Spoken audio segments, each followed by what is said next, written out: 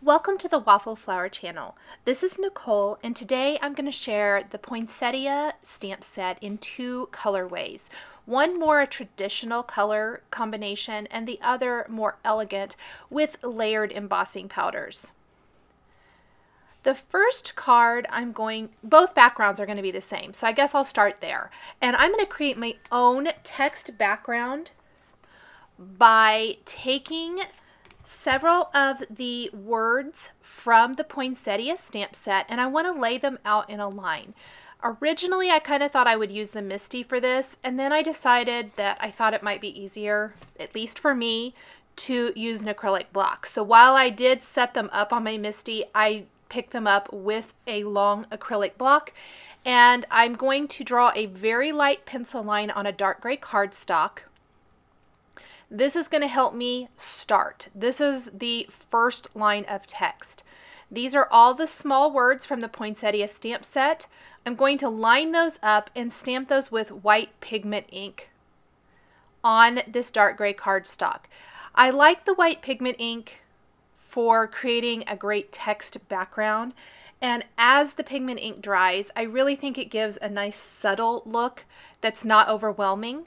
If you wanted even more of a subtle look, I think Versamark ink, just used the way it is, would be incredible.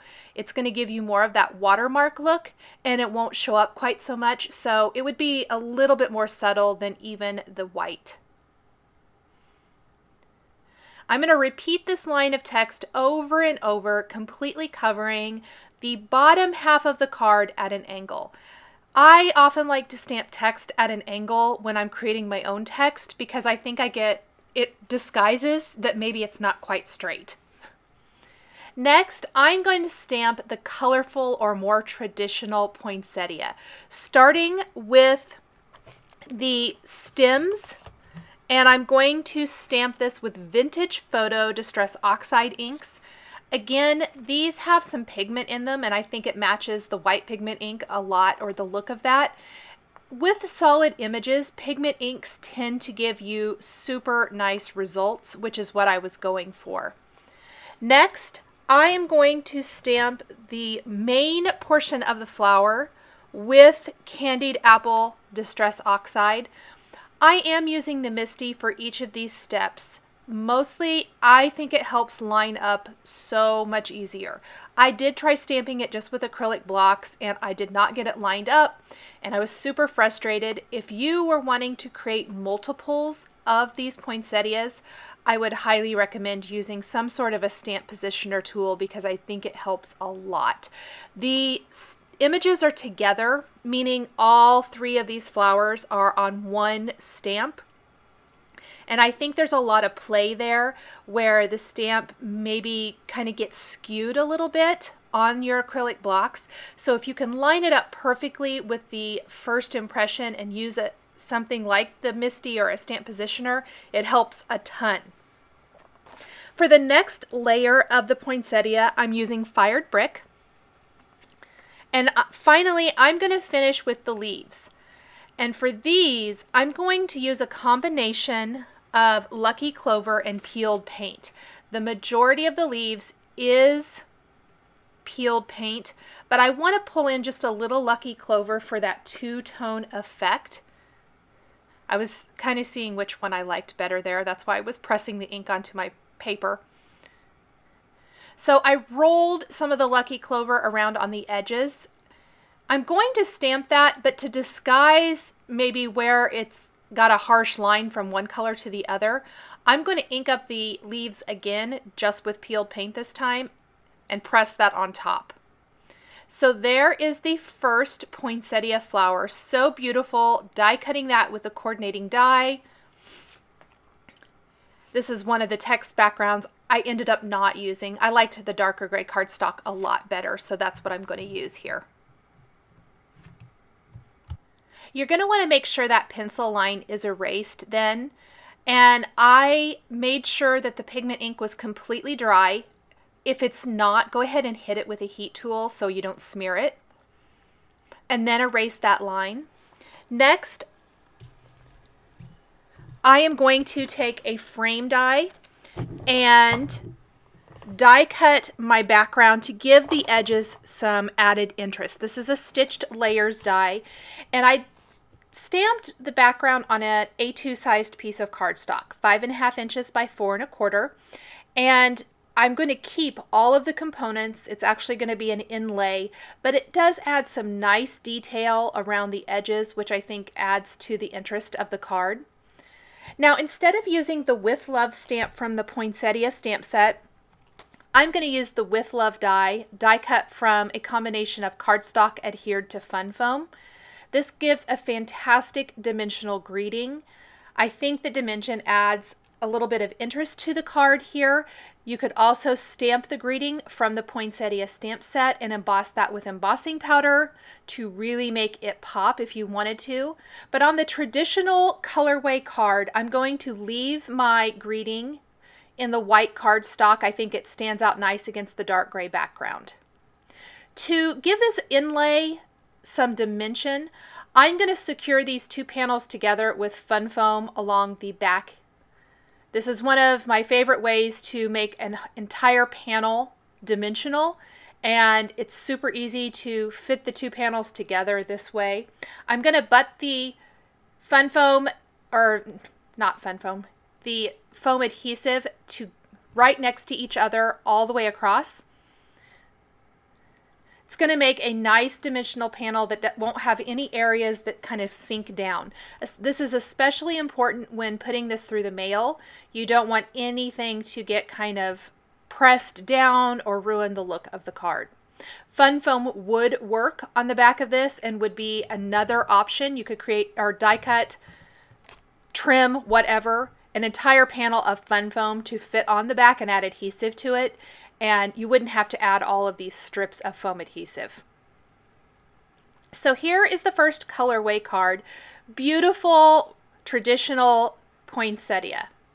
Next, I'm going to create a poinsettia by layering embossing powders. Lots of different colors of embossing powders using the same images.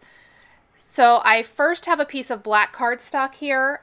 I am going to ink it up with Versamark ink and stamp the stems first. For the stems, I'll take white embossing powder and add that to that area. Next, I will ink up the first layer of the flowers. With Versamark again, stamp that on my cardstock. And I will use gold embossing powder for the larger area of the flower. I kind of thought I'd use silver first and I changed my mind, and I'll go with the gold. Then to layer the next layer of this, I'll use rose gold embossing powder. I wanted to use all kind of metallic colors. I think this would also be a fun look with colorful embossing powder to do the traditional poinsettia. Here's that next layer.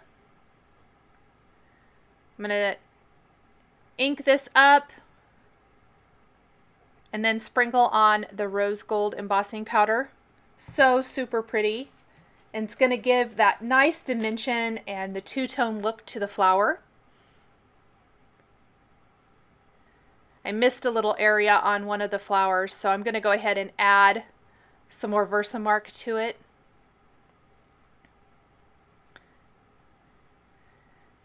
Sprinkle on that rose gold embossing powder and then heat set this.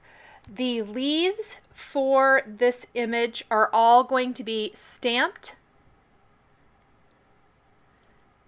or yes, with Versamark ink, and then use some silver embossing powder for those leaves. So here's that final step to this color layering image, and I want to get it lined up perfectly. So tricky sometimes. Sorry about my head in the way. Had to lean over it to really make sure I got it lined up perfectly.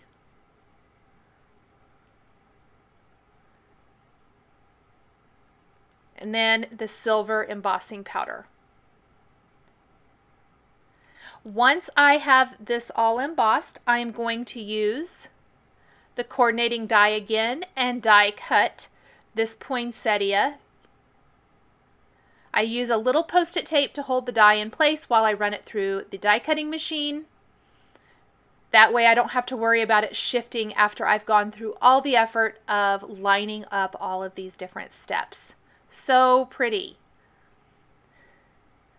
So there's what the more elegant style poinsettia is going to look like against the same background.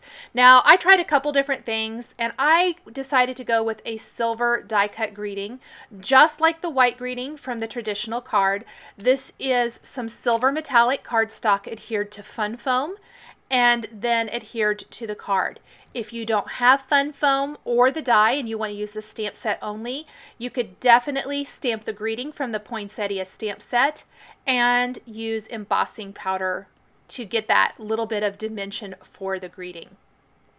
Now to finish up, I want to stamp the tag from the Poinsettia Stamp Set, and I'm going to show the elegant version. The version for the traditional card was created the same way with the Distress Oxide inks that I used for the flower. Stamp the tag, then stamp the little ribbon, and then the to from image, all from the Poinsettia Stamp Set. I'm going to sprinkle on different embossing powders, the same ones I used for the elegant flower. And then die cut these images with the coordinating dies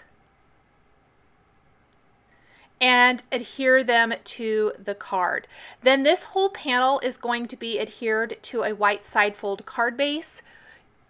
Just peel off the backing of all of that fun foam, pop it on a card base, and that is going to finish up these poinsettia cards, one in an elegant version, one in the more traditional colorway version, perfect for the holidays and for any gift giving during the holiday season. Thanks for joining me today for these cards featuring the Waffle Flower Poinsettia Stamp Set. For more product information, please visit waffleflower.com. Follow us on YouTube, Instagram, and Facebook for more creative ideas. Thanks for watching, and we'll catch you next time.